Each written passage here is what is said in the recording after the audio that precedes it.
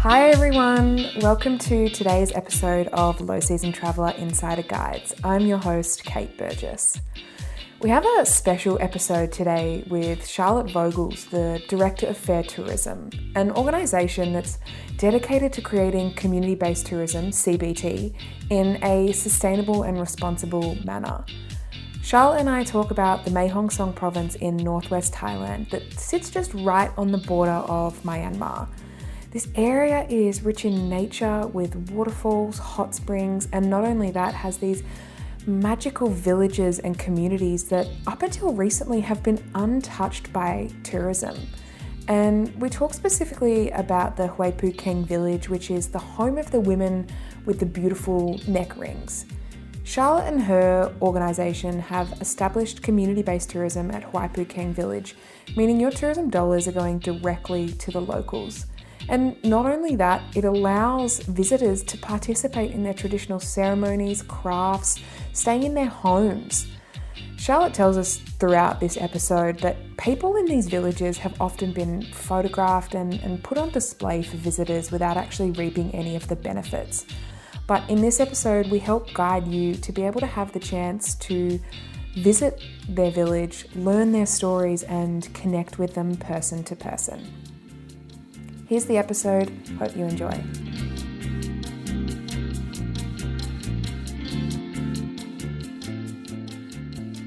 Hi, Charlotte. Thank you so much for joining us today.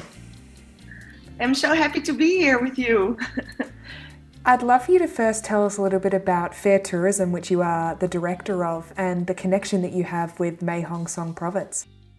Yeah, thank you. Fair Tourism is a foundation in the Netherlands, and we work on creating awareness about sustainable tourism, for example, by giving guest lectures and workshops. And on the other hand, we support local communities with the development of community-based tourism. And so we are already connected with Mae Hong Son province since 2012. We started a project there in the village of Huay Pu Keng to see what kind of tourism was there, because Huay Pu Keng is a Karenni village, and it's also Kayan people live there. They are known for their beautiful rings they wear on their neck, and many people in Thailand want to visit them. And so there are many show villages, sometimes even called human zoos, so that tourists can visit them and only make pictures and leave again, and if they're lucky, buy some souvenirs.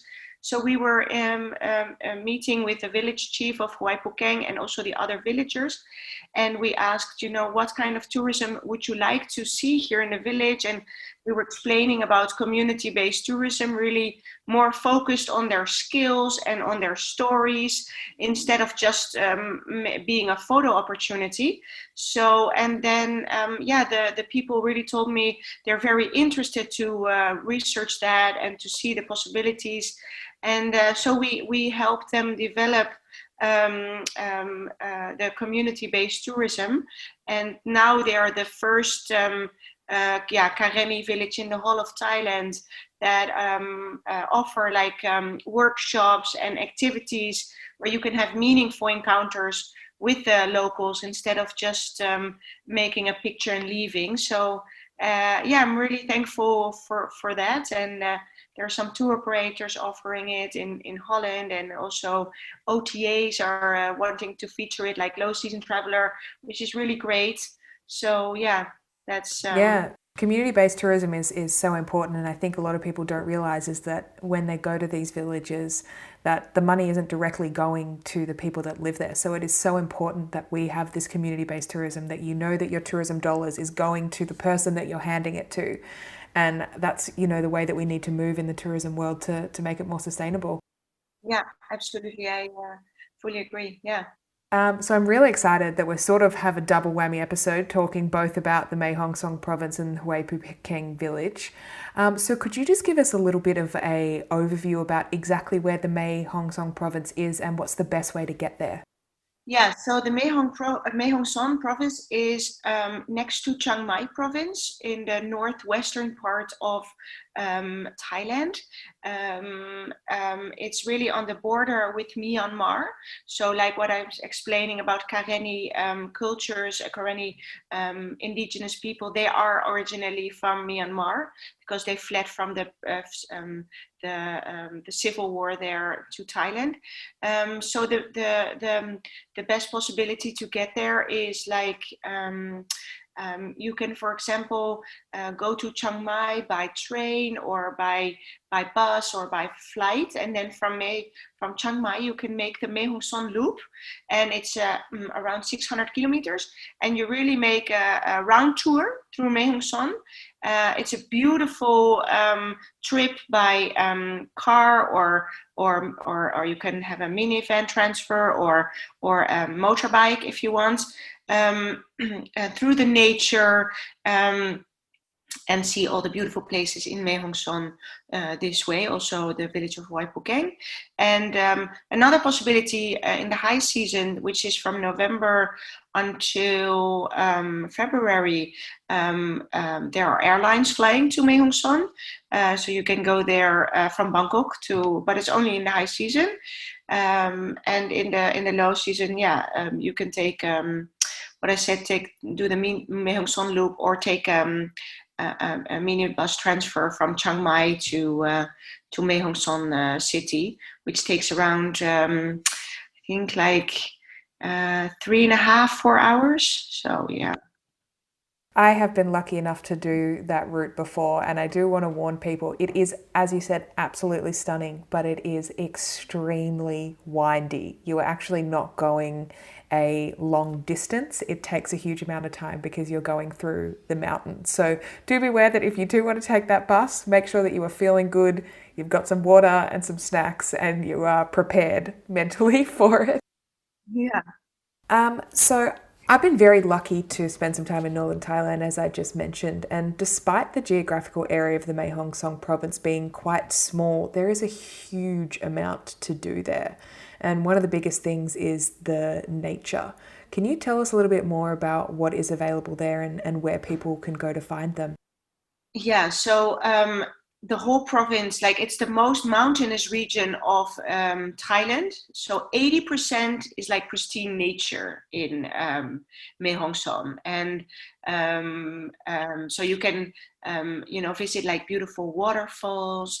They're especially abundant and with a lot of water in the rainy season, which is from let's see, June to October. So you have some rain then, but then the waterfalls are really, so fresh and really the nature is also the most beautiful then because it's so well watered, so there are so like numerous waterfalls. You can visit caves. You can make a beautiful hikes in the nature, in the jungle really. So, and you have your beautiful cities, like smaller cities. They're not real big cities like Pai, which is also has a little bit of a hippie vibe. On the other hand, you have Mae Hong Son city, which is also called like the city of three mists because it's often covered in beautiful mist. And yeah, it's very beautiful. There's a lake there, and you have temple next to the lake, and there's a night market just at the lake, which is really fun. That you can try all the kind of foods.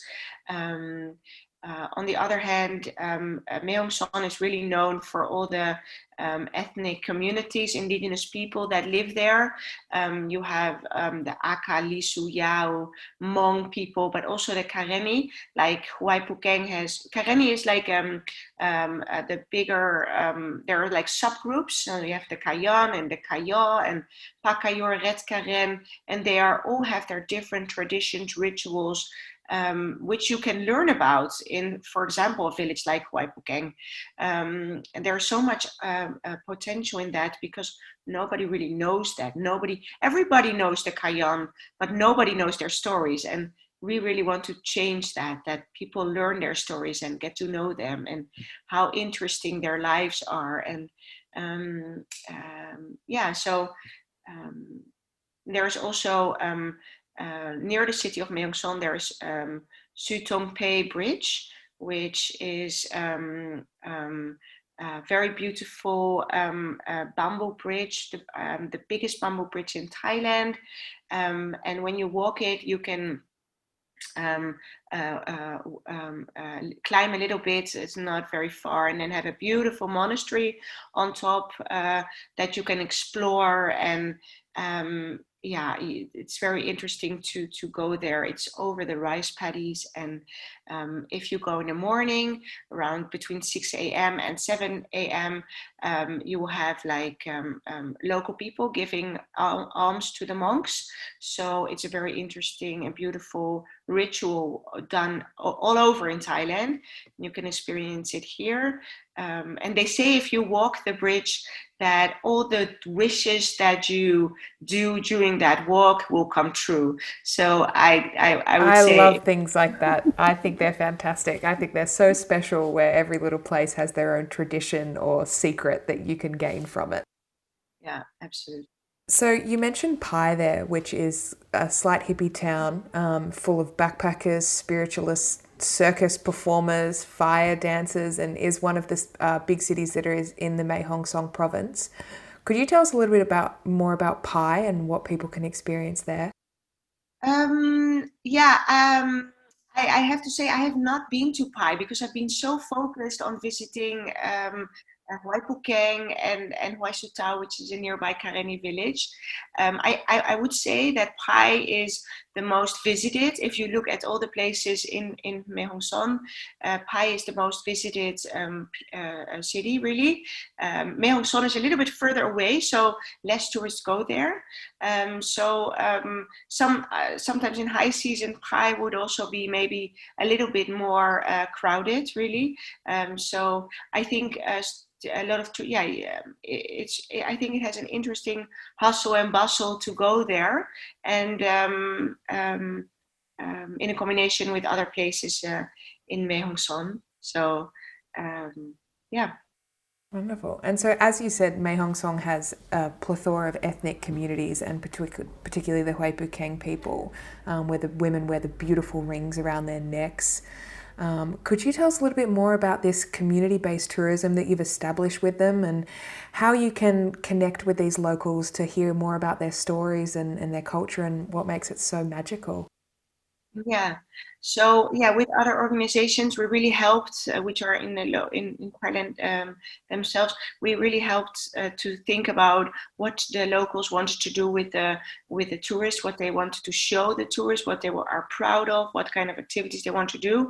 So there's now a whole list, really, with activities they can do with the local villagers. And if they decide to embark on this trip, they will realize that the Karenni people, of course, very different from themselves, but they're much more alike than they would think if they just make a picture, because then they don't speak to them, they don't hear their stories. So I think it's very interesting. If you make a connection with local people, you will notice that they are also humans. We are all humans with human struggles and emotions and feelings. And I think when you really get to know these people, you really realize that. So in Huay Pu Keng, it's really that they have all kinds of skills. They share with tourists now in workshops. So they make, like, from the recycling from the rings, they make bracelets. So tourists can join them. Tourists can really do it themselves, really. So they can make a bracelet together with a local artisan, and next to that, they can make like wood carving. So it can, like, if you want to carve a Kayan doll or a boat, it will take a whole day. But if you, you feel Did you that say, sorry, Charlotte, did you say carve a boat? yes, you can make it from wood. You can make a boat. In a Yeah, day? yeah. They in a day. Not no. Oh, sorry, a small boat, not a boat to That's travel on. So okay. I was very, shocked there. I was like, wow, they're making boats in a day. This is no, incredible. sorry for being unclear. Yeah, so a All small boat. good. take home. You can take home the wood carving. So yeah, so that, and then you can make you can make a bamboo cup or a bamboo bell or other things from bamboo. You can make a weaving. They have a special kind of weaving by hand with a hand loom, and you can try it yourself and make a hairband that you can take home. All these things you can take home. And what I find very interesting, when you see the local people doing these work, you think, oh, so easy. But if you try it yourself, you're like, whoa, man, this is hard. This is precise work, and it's really more difficult than it looks. And you get a really a new respect for the people making this every day, and it's very interesting process. And next to that, you can have lunch with them. They have great Karenni, beautiful Karenni food, which is slightly different than Thai. They can take you, you can make a beautiful hike. It's the Huay Pu Keng is just at the river. So if you go to the village, you need to cross the river. It's like 40 minutes by car or by motorbike. And then they pick you up with a wooden boat, and then they bring you to the village. And if you walk 5 minutes outside of the village, it is so quiet. You couldn't believe. It's like you hear nothing. And I think, wow, that is already such a beautiful experience that not many tourists are doing, because mostly they just walk in the local the street where you can, buy the souvenirs, and then they go again. And if you just walk 5 minutes outside, it's pristine, surrounded by pristine hilly nature. I mean, you have to experience yourself to have the feeling. Wow, yeah. I feel like it's hard to find that serenity these days when tourists are going to places during the high season, and there's people everywhere, and to find that just beautiful peace and silence is incredible, and I think something that we definitely take advantage of when we do experience it. And I know that another one of the big advantages of traveling to Huay Pu Keng during the low season is it's farming season during the rainy months, and that you are able to go out and pick edible mushrooms and black sesames. Could you tell us a little bit about what this experience is like, and must it be done through a guide, or can people do it themselves? So if you go to Huay Pu Keng, they can guide you. So we have like 2 villagers who speak really good English, Aimuang and Peyu, and they can take you farming, for example, but also the other activities they can take you.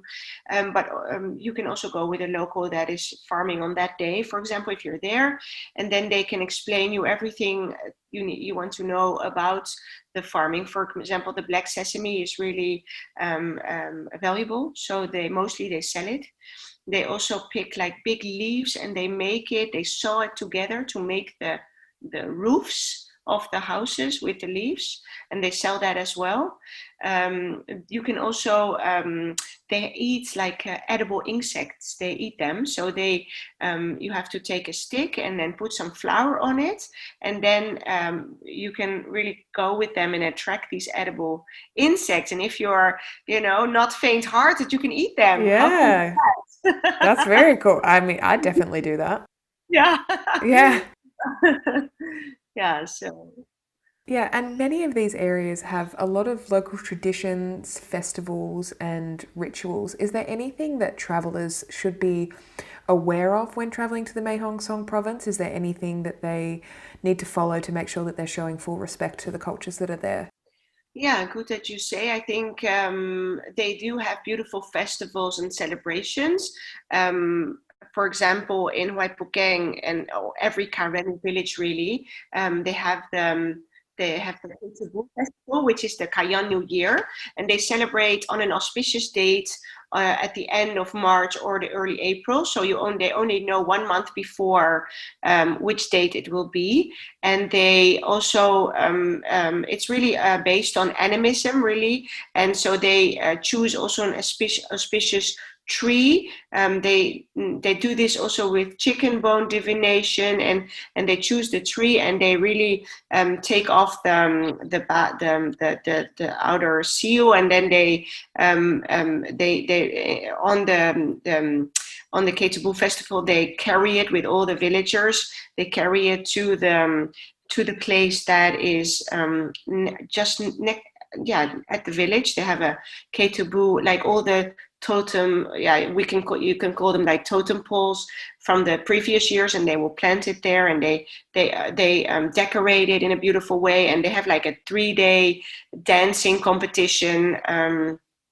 Dancing and with music, local music, and really to to ask their gods for a good year with a good harvest and good health and happiness. So it's really this is the main festival in Huay Pu Keng and other Karenni villages in Myanmar or Thailand. Yeah. And are they very open to people coming and participating in this as well? Yes, they are very welcome to invite tourists. They're very well, yeah, tourists are very welcome to join. And I was planning to go this 2021, but with the COVID, it's so unclear if I'm allowed to go. So it's not, as I'm based in the Netherlands. So we'll have to see. But in the future, I definitely want to join one time because it's such a special festival and so many rituals and so many stories they can tell about it, which I think for tourists are very interesting to know. Yeah. Yeah, my ears perked up at the dancing competition. That is definitely something I would love to participate in. Yeah, me too. Yeah, we will win. No, we'll not win because the locals, they have their special way of dancing. It's beautiful. Oh, there's no way I can win, but joining in just sounds like a great time. Yeah, it's really, and I've been to Huay Pu Keng many times, and it's so special to join them and to be a part of their culture and I'm very thankful that in this pandemic times they have a lot of agriculture, so they still have some money coming in and they can survive, which is very hard for people. But I'm really happy they're resilient in these times, and that they have their agriculture, that they can have some income in their village for the people. Yeah. Yeah, that's great. But definitely need the tourism back soon. Absolutely, yeah. So if you're in Thailand, if you're living in Thailand, you are very welcome to visit them and go, and visit Mae Hong Son province. And there are many people, Thai, but also international people living in Thailand. So, yeah.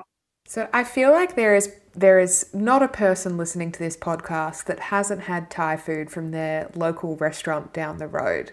But Thai food is so versatile and so different in different regions, and you have mentioned the Karenni food and obviously the edible insects as well. Could you tell us a little bit more about some of their traditional dishes and some must-tries that you would have for people visiting there? Yeah, so I have to say I don't know exactly the names, but the food they provide in the village is so tasty. It's, of course, it's with rice. It's based on rice, but they have like they use, of course, also this like sesame and the mushrooms they pick, but it's so much spices and so delicious, and a lot of fresh fruits. I mean, it's really really good food. I mean, you have to experience yourself in the village when you can have a homestay also in Huay Pu Keng, so you can stay at a local family, and this is a very it's of course basic sleeping, and like they don't have like a shower, but you have a big ton with rain water. I think mostly also from the rainwater, collected water, and then you can just shower yourself, with the little buckets. Yeah, it's really basic, but it's, I think, a very interesting experience if you really want to connect deeper and take some more time to, because it doesn't do justice to only go one day. If you really want to experience the different cultures there and the beautiful nature, it's definitely recommended to stay there the night. Yeah.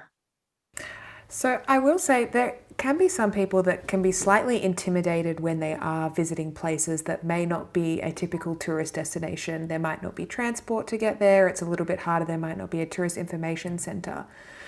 What would be the best approach that you would recommend travellers if they were to travel to the Huay Pu Keng village? Should they book before? How would that work? Yeah. So they can book, for example, we have like a website, fairtourism.nl. If they're interested, they can inquire with me. There are also different there's some travel organizations that are offering it.